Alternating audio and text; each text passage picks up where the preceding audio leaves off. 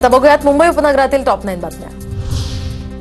पहलगाम हल्ल्यानंतर मुंबई पोलिसांचं operation all out तर 192 ठिकाणी पोलिसांकडून छापेमारी। पोलीस आयुक्त विवेक फणसाळकर आणि विशेष आयुक्त देवेन भारती यांच्यासह सर्व पोलीस ठाण्यांमधील वरिष्ठ अधिकाऱ्यांचा यामध्ये सहभाग। मुंबईतील हॉटेल्स, लॉज आणि गेस्ट हाऊसची सुद्धा तपासणी।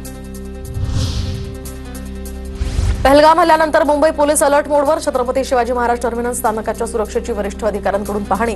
रेल्वे स्थानकाची सुरक्षा वाढवली तर आरपीएफ, जीआरपी, एमएसएफ आणि डॉग स्क्वॉड यांच्या संयुक्त गस्तीला सुद्धा सुरुवात। मुंबईतील बेस्ट बसच्या भाड्यात दुप्पट वाढ होण्याची शक्यता। बस भाडेवाढीच्या प्रस्तावाला मुंबई महापालिका प्रशासनाची मंजुरी।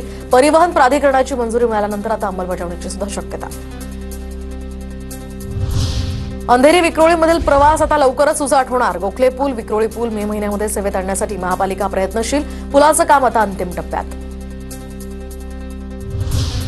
रेल्वे प्रवाशांच्या सुरक्षेसाठी रेल्वे स्थानकं आणि परिसरात 10,000 सीसीटीव्ही यंत्रणेच्या माध्यमातून प्रभावी देखरेख। दहशतवादी हल्ल्याच्या पार्श्वभूमीवर सुरक्षा अधिक सक्षम करण्यावर सुद्धा भर। मध्य रेल्वेच्या ट्रॅकजवळील 200 वृक्षांच्या फांद्यांची छाटणी तर कर्मचारी तैनात। पावसाळ्यापूर्वीच्या कामांना सुद्धा वेग। रेल्वे वाहतुकीवर संभाव्य परिणाम टाळण्यासाठी उपाययोजना।